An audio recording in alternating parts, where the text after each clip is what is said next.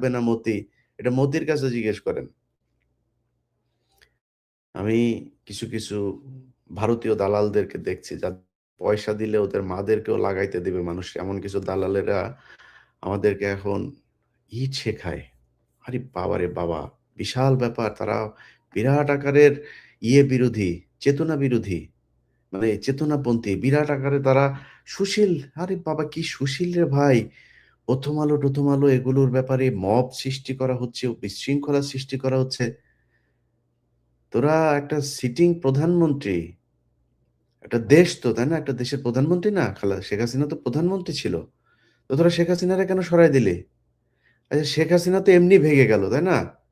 শেখ হাসিনা ভেঙে যাওয়ার পরে এই গণভবনটা কেন ভাঙতে হইল? গণভবনও নয়, শেখ হাসিনা ওইখানে থাকতো, ভাঙলাম, কোনো সমস্যা নেই। সংসদ ভবনটা কেন ভাঙতে হইল? সংসদ ভবনটা পাকিস্তানিরা তৈরি করে দিয়ে গিয়েছিল গরিব একটা দেশের এই অর্থনীতির মাঝখানে এত সুন্দর একটা মানে এই কি বলে নকশার একটা ভবন এখানে তৈরি করলো। ভবনটা কেন এইভাবে ভিতরে গিয়ে এইভাবে লুটপাট ভাঙচুর এগুলি করলেন? এই হাদি এই কয়দিন আগে হাদি কি করেছে মনে আছে আপনার? কয়দিন আগে এই যে 13 তারিখে আপনার দিল, আওয়ামী লীগ একটা ওই যে দিল না, কি বলো এটা, লকডাউন দিল। আওয়ামী লীগের সেই লকডাউনে হাদি তার সাথে 8-10টা পোলাপান নিয়ে লাঠি নিয়ে তারপরে বের হইলো। বের হয়ে কি বললো যে আওয়ামী লীগ খুঁজতেছি। সে ভিডিও দেখেছেন না আপনারা? এটা কি হাদির কাজ? এটা তো হাদির কাজ না। দেশে আইন শৃঙ্খলা বাহিনী আছে। আওয়ামী লীগ যদি কোনো সন্ত্রাসী কার্যকলাপ করে তাহলে হাদির কাছে কেন সেই দায়িত্ব যাবে? হাদি কেন এটা করবে? তার মানে হাদি সন্ত্রাসী ছিল। তাহলে এখন কি হাদির বিচার করবেন? যারা গণভবন ভেঙেছে তাদের বিচার করবেন? সংসদ যারা ভেঙেছে তাদের বিচার করবেন? সমস্যাটা কোথায় হয়েছে আপনাদেরকে বলি এখন। এখানে কিছু সমন্বয়ক ছিল। এমন সমন্বয়ককে চিনি যার বাপকে চান্দা আব্বাস ডেকে নিয়ে বলেছে, ভাই আপনি সরাসরি কেন পোলাপানের কাছ থেকে টাকা চান? আমার কাছে অডিও আছে। আপনি পোলাপানের কাছ থেকে সরাসরি কেন টাকা চান? ভাইজান আপনার যদি কিছু লাগে তাহলে আপনি আমাদেরকে জানায়েন। মানে চান্দা আব্বাস যেই সিস্টেমে চাঁদাবাজি করে ওই সিস্টেমে চাঁদা। এখন নতুন তো হঠাৎ করে পেয়েছে, ছেলে বিশাল বড় এক সমন্বয়ক, বাপ চাঁদাবাজি শুরু করেছে ওপেনে, পোলাপানে 5,000 টাকা নেয়। ওর কাছে 5,000 টাকা বিশাল ব্যাপার। এখন তো এক একজন রাজপুত্র, বিশাল রাজার পূর্ব পরম্পরায়, বংশ পরম্পরায় তারা হাজার হাজার কোটি টাকা, নবাবী বংশের সব কয়জন সমন্বয়ক। ওনারা এখন গিয়া প্রথম আলোর অফিসে যায়, তারপরে আরে বাবা রে বাবা নতুন নতুন পাঞ্জাবি পরে তারপরে যায় বয়ান দেয়। এরে বেটা তোদেরকে বলছিলাম যে ভাই তোরা এই একটা আন্দোলন করছিলি, এই আন্দোলনে কে কেমনে ঢুকছে, এখানে কারো কারো বিরুদ্ধে অনেক অনেক রেকর্ড আছে ভাই। এই ওবায়দুল কাদেরকে বর্ডারে পাস করে দিয়ে আসার অভিযোগও তো ওনাদের অনেকের বিরুদ্ধে উঠেছে। সেগুলো জবাব পেয়েছি নাকি আমরা? বলে জবাব দেন। ওনারা এখন সুশীল হয়ে তারপরে টাকা পয়সা তো কিছু হয়েছে। ৫ জন, ৬ জন, ৭ জন এই যে কয়জন এখন আছেন সামনে, উনারাই খালি জুলাই যোদ্ধা। আর সেই জুলাই যোদ্ধারা কই? আরো অনেক সমন্বয়ককেও তো আমরা দেখেছি যে গোপনে বিভিন্ন জায়গায় বসে জীবনের ঝুঁকি নিয়ে তারা এই ভিডিও বার্তা দিয়েছিল। এই ভিডিও বার্তা আমরা প্রচার করেছি। সেই জুলাই যোদ্ধারা কোথায়? আজকে ঢাকা বিশ্ববিদ্যালয়ে একটা নির্বাচন হয়েছে। সেখানে এনসিপির অবস্থান কোথায়? ছাত্র শক্তি নামে কালকে একটা সংগঠনে দেখলাম, ছাত্র শক্তি তারা করছে। ৮-১০টা পোলাপান নিয়ে তারা মিছিল করছে ঢাকা বিশ্ববিদ্যালয়ের মতো জায়গায়। কত লোকবল তাদের। তাদের এখন মূল টার্গেট হয়েছে 10টা বিএনপির সাথে দামাদামি হচ্ছে, জামাতের সাথে দামাদামি হচ্ছে। 10টা মনোনয়ন তারা চায়। এই 10টা মনোনয়ন নিয়ে তারপরে যদি 7-8টা বা 5টা যদি এমপি হইতে পারেন, এইটাই ওনাদের মূল টার্গেট। এই টার্গেট নিয়ে ওনারা এখন সংসদে যাবেন। ভাই প্রথম আলো, ডেইলি স্টার পত্রিকার অফিস কালকে হয়েছে, ভাঙচুর হয়েছে। ৭১ টিভি ভাঙচুর করেন নাই আপনারা? এই গত নির্বাচনের এই গত ৫ তারিখই তো ৭১ টিভিও ভাঙচুর হয়েছে, তাই না? আরো কয়েকটা গাজী টিভির পুরো ভবন শুধু জ্বালায় দিয়েছেন। দিয়েছেন না? সেটার ব্যাপারে কই? সেটা তো বিচার হওয়া দরকার তাইলে। এদের সবার বিচার করেন। ডক্টর ইউনূস আজকে যে চেয়ারে বসেছে, সংবিধানের কোন পৃষ্ঠার মধ্যে লেখা আছে যে নির্বাচন ছাড়া কোনো রাজনৈতিক দল বাংলাদেশে ক্ষমতায় আসতে পারে? দেখান আমার এটা কত অনুচ্ছেদে কোন জায়গায় আছে? মিনিমাম একটা দেখান। একদম ফুল স্টপ করে দেওয়া হয়েছে। তাইলে আপনি এখন এই ষোড়শ সংশোধনী এগুলি সব আপনি কি করবেন? ঠিক করেছেন? সংবিধান বাতিল করেছেন? সেটাও তো করেন নাই। আপনারা হয়েছে সালাউদ্দিন কাদের চৌধুরী একটা সুন্দর করে কথা বলতো, ওই যে সোনাটা লাল করে দেওয়া হয়েছে। সোনা ঠিক আছে, কিন্তু খালি লাল নামটা যুক্ত করে সোনাটারে লাল করে দেওয়া হয়েছে। সোনা মিয়া এখন লাল মিয়া। আর মিয়া টিয়া সবকিছু আগের মতোই আছে। খালি জিনিসটা দেন। এই সালাউদ্দিন কাদের চৌধুরী এই যে এই ষোড়শ সংশোধনী নিয়েই এই কথাগুলো খুব ব্যঙ্গ করে বলেছিল। বিচারপতিদের রিটায়ার্ড বিচারপতিদের সুযোগ সুবিধা যা ছিল সেটাই থাকবে। এমপিদের যে গাড়ি আনা যাবে সেটাও থাকবে, সবই থাকবে। সবকিছু ঠিকঠাক মতো চলবে। খালি সোনাটারে লাল করে দেওয়া হয়েছে। এখন এই এখনকার যে এনসিপি আর ইউনূস সরকার, উনাদের অবস্থাটা হয়েছে তাই। উনারা সোনাটা খালি লাল চান, আর সবকিছু মিয়া টিয়া সব আগের মতোই চান। কিভাবে চান দেখেন, প্রথম আলো, এই প্রথম আলো তারেক রহমানকে বানিয়েছে খাম্বা তারেক, কোকোকে বানিয়েছে দুর্নীতিবাজ, ড্রাগ এডিক্টেড এই কোকো, তার মাকে বানিয়েছে জঙ্গিদের নেত্রী। একদম স্পষ্ট।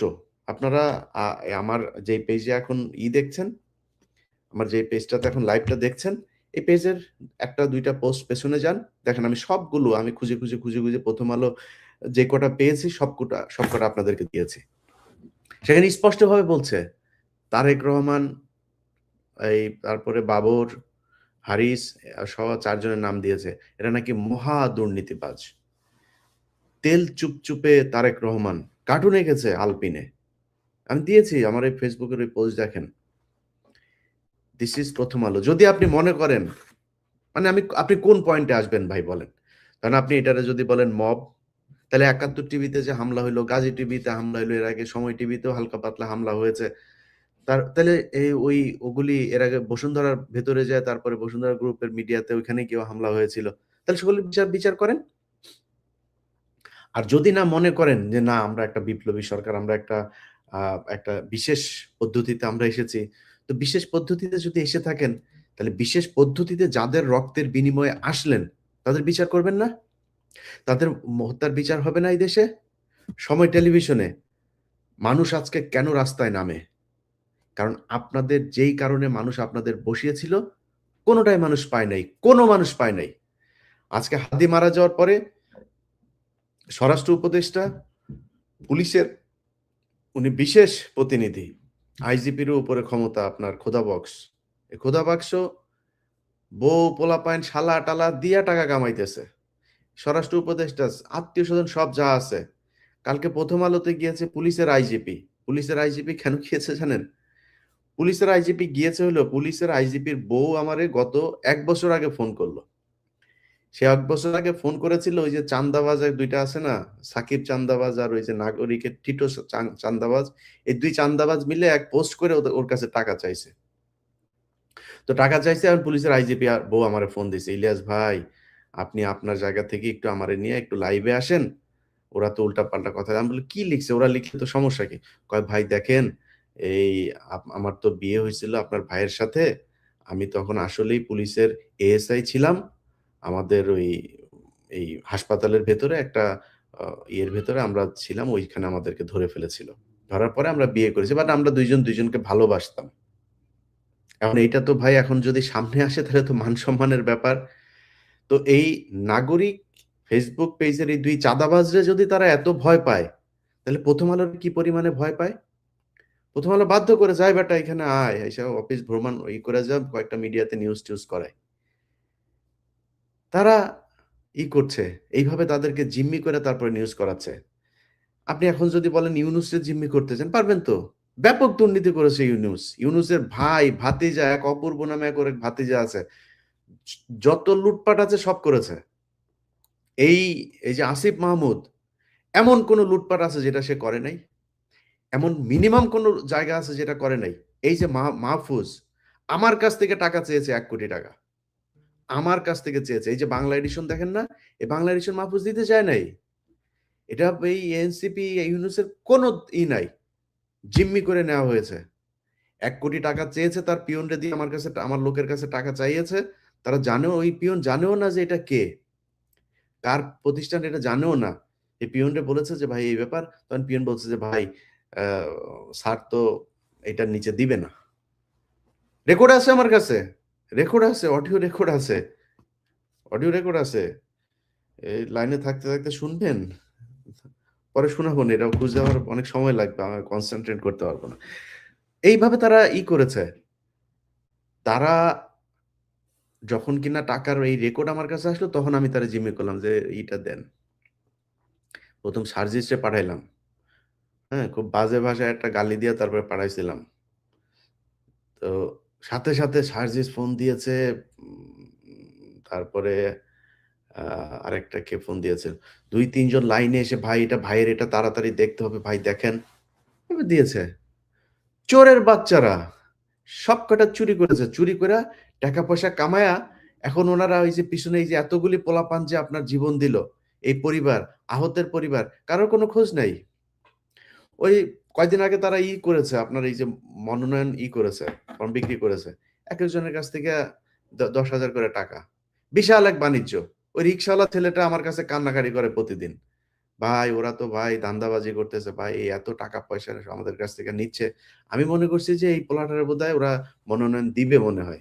যেখানেই দেখ এক জায়গায় দিবে। সেই ছেলেটাকে দেয় নাই তো তুই আগে জানিস না? ওরে যে দিবি না ও রিক্সা চালক দেখে ও পাপী। তোরা সব শিক্ষিত এই কারণে এখন তোদের টাকা-পয়সা-টয়সা আছে। নতুন, নতুন পাঞ্জাবি, দামি, দামি ব্র্যান্ডের জুতা-টুতা, ঘড়ি-টড়ি ইয়েতে আছে, বিদেশে টাকা-পয়সা হইছে। তোরা বিশাল আকারের কিছু একটা। তো ও টাকাটা নিলি কেন? ও টাকাটা কিসের জন্য নিলি? ও টাকাটা ফেরত দিয়ে দিবি। নাহলে কিন্তু রিক্শাওয়ালারে আমি কিন্তু লাইভে নিয়ে আসবো। টাকা ফেরত দিয়ে দিবি আরামসে। তো আমি, আমি এদেরকে না কিচ্ছু বলি নাই এতদিন ধরে। আমি এদেরকে বলেছি যে, "ভাই আপনারা জুলাই যোদ্ধা ছিলেন। আপনাদেরকে সম্মান করি ভাই। কিছু, কিছু জায়গায় একটু থেকেন।" আরে ভাই তুই 'প্রথম আলোরে' নিয়া যখন কথা বলবি, 'প্রথম আলোর' পক্ষে 'প্রথম আলোর' অফিসে গিয়া যখন ভাষণ দিবি, তুই আমার চ্যাটের বাল। এর আগে একবার আসিফরে মাফ করছি। আসিফ মাপ চাইছে। মাপ চাইছে যে, "ভাই এরকম আর জীবনে কোনদিন হবে না। আমরা আর কখনোই এই ওইখানে যাব না। আসিফ নজরুল আমাকে নিয়ে গিয়েছিল। ব্যাস।" এটা বলে মাফ করে দিলাম। আবার সে কালকে আবার ফের সে একই কাজ করেছে। তো তোদের মাফ করে দিব এখন? এখন মাফ করে দিব? তো 'প্রথম আলোর' বিষয়টা বলে আপনাদেরকে শেষ করি। সেটা হলো ২১শে আগস্টের গ্রেনেড হামলা। এই 'প্রথম আলো' নিউজ করেছে। আমার যে Facebook পেজে লাইভ চলছে সেখানে যান। গিয়া দেখেন সেই সেই আছে। সেই লাইভে সেই ইয়েতে তারা কি বলেছে? যে খালেদা ছিল। আপনাদেরকে কিছু দেখাই একেক করে, হ্যাঁ? আচ্ছা। এটার পড়েন, শিরোনামটা পড়েন। তাজউদ্দিনকে পাকিস্তানে পাঠায় ডিজিএফআই। জানতেন খালেদা। 'প্রথম আলোর' নিউজ। আচ্ছা।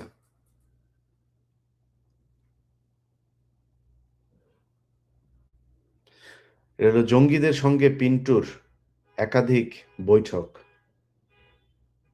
'প্রথম আলো'। এই ২১শে আগস্টের গ্রেনেড হামলায় এই যে আপনার আমার যে অনুসন্ধান যেটা দেখিয়েছিলাম এটা আপনারা একটু দেখেন। আমি কালকে আবার ওই ভিডিওটা আপলোড দিতে পারি।